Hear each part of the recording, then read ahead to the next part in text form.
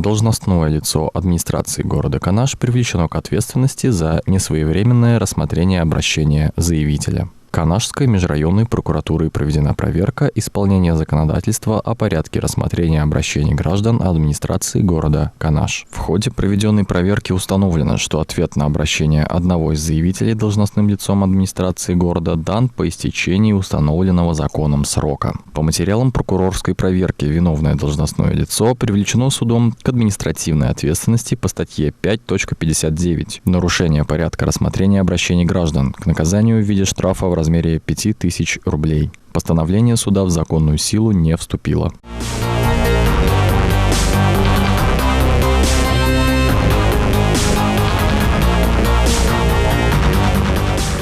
Прокуратура Козловского района направила в суд уголовное дело за незаконную добычу рыбы. Прокуратура Козловского района утвердила обвинительное заключение по уголовному делу в отношении 60-летнего жителя деревни Салдыбаева Козловского района. Он обвиняется в совершении преступления, предусмотренного подпунктом Б и В части 1 статьи 256 Уголовного кодекса Российской Федерации. По версии следствия, пожилой мужчина утром 4 мая 2020 года, заведомо зная о запретных сроках добычи всех видов водных биологических ресурсов в нерестовый период, не имея соответствующего разрешения на лов рыбы, находясь на реке Аниш Куйбышевского водохранилища, являющимся путем миграции к местам нереста, применяя резиновую лодку, установил в воду рыболовную сеть, которой незаконно произвел вылов рыбы. В результате незаконных действий был причинен ущерб государству в размере не менее 6000 рублей. Материалы уголовного дела для рассмотрения направлены в суд.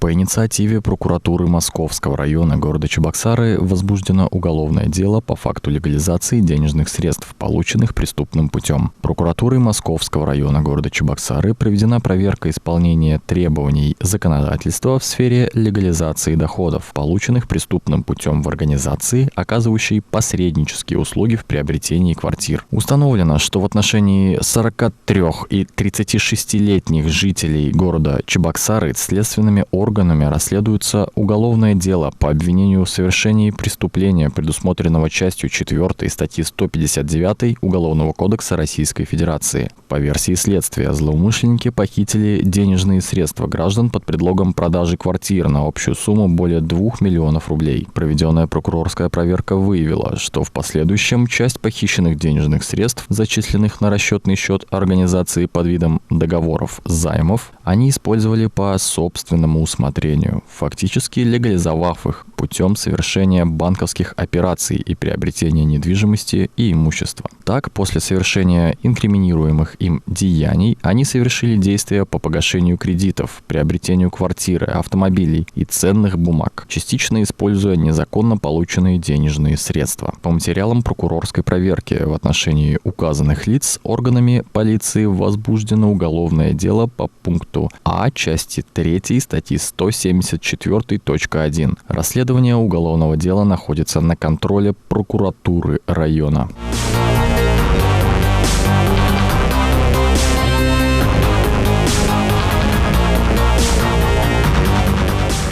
В Новочебоксарске после вмешательства прокуратуры сироте предоставлена благоустроенная квартира. В рамках мероприятий, приуроченных к Международному дню защиты детей в 2019 году, прокурором города Новочебоксарска были посещены дети-сироты, проживающие на территории муниципалитета. В ходе посещения одной из сирот было установлено, что она является нуждающейся в улучшении жилищных условий, так как проживает в комнате, не отвечающей требованиям действующего законодательства по установленной площади жилья. Однако городская администрация не принимала действенных мер к обеспечению ее надлежащей квартирой. Прокуратура направила в суд исковое заявление о возложении на администрацию города Новочебоксарска обязанности предоставить сироте жилое помещение. Требования прокуратуры удовлетворены судом в полном объеме. В настоящее время девушке в торжественной обстановке вручены ключи от новой благоустроенной квартиры.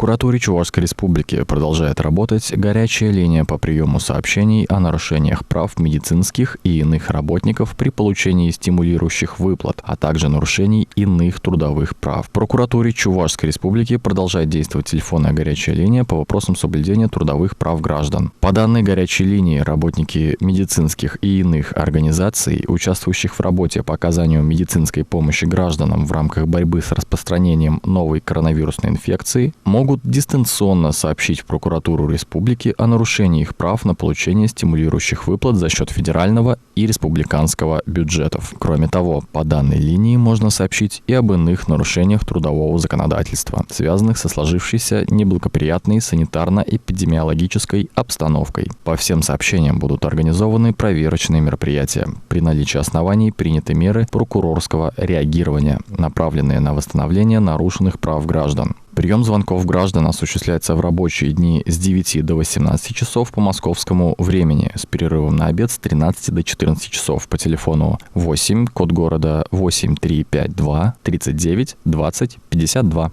Информация предоставлена пресс-службой прокуратуры Чувашской Республики. Текст читал Антоний Николаев.